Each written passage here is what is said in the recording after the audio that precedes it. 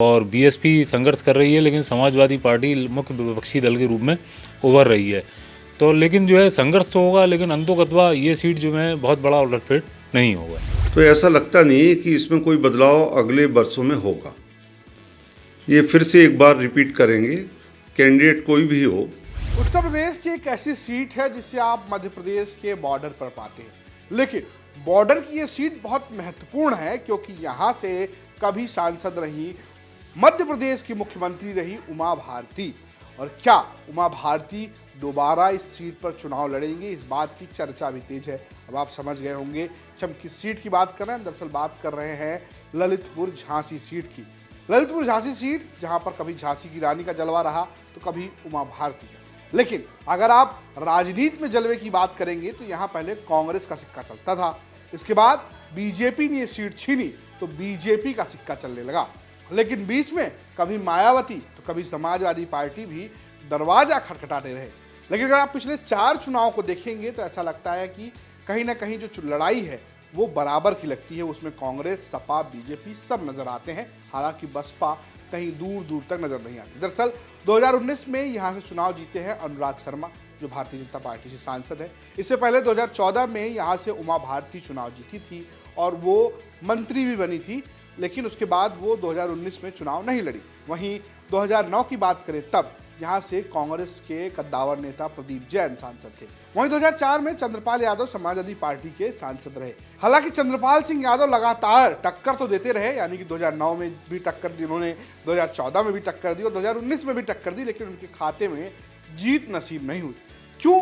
क्योंकि अब यहाँ ऐसा कहा जाता है कि समीकरण बदल गए हैं। दरअसल अगर आप यहाँ के जाति समीकरण देखेंगे तो पहले यहाँ पर वही समीकरण थे जो अब भी हैं, लेकिन अब उसके एक तरीके से मायने बदल गए। पहले हम आपको बताते हैं कि सीट पर कौन कितनी संख्या में है। एक अनुमान के मुताबिक झांसी सीट पर सबसे ज्यादा संख्या ओबीसी की है जो करीब 7,50,000 है।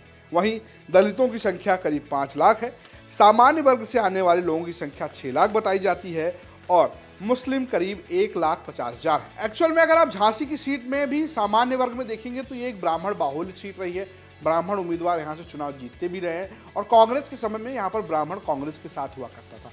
समाजवादी पार्टी ने ओबीसी मुसलमानों का एक गठबंधन बनाया और चुनाव जीता, लेकिन बीजेपी ने गैर यादव ओबीसी का जो कार्ड अभी खेला है, 2014 के बाद से खेला है, उसका तोड़ फिलहाल कोई निकालता हुआ नहीं दिख रहा है। स्थानीय पत्रकारों की माने तो आने वाले चुनाव में भी कुछ ऐसा ही होने वाला है। माहौल तो अभी भारतीय जनता पार्टी और उनको जो मुख्य विपक्षी दल के रूप में समाजवादी पार्टी ही है, वो आने वाले वक्त में बताएगा कि प्रत्याशी कौन रहते हैं। बीजेपी से क्या बीजेपी रिपीट करती है, समाजवादी पार्टी किसको प्रत्याशी बनाती है, पार्टियां भी अपने जातिगत आंकड़े फिट करती हैं, तो उसके अनुसार फिर आने वाला वक्त बताएगा कि किस तरह का ऊंचा नीचा होने वाला है। अब बता रहे थे कि इसमें तो क्या है, उत्तर प्रदेश में योगी का काम और केंद्र की सरकार मोदी का काम, जो योजनाएं हैं वो सारी केंद्र की योजनाएं हैं और कुछ योजनाएं उत्तर प्रदेश सरकार की हैं और दोनों योजनाएं जो है ज़मीनी हकीकत को छू रही हैं।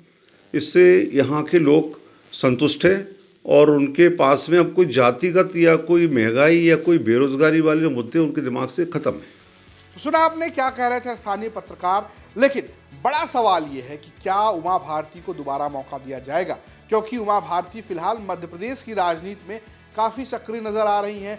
वो लगातार कभी शराब के ठेकों को बंद करवाने की बात करती रहती हैं, जिसका प्रभाव भी मध्य प्रदेश की सरकार पर पड़ा है। लेकिन क्या वो अपनी सीट पर वापस लौट कर आएंगी, ये बड़ा सवाल है। अगर वो लौट कर आती हैं तो हो सकता है समीकरण बदल जाए।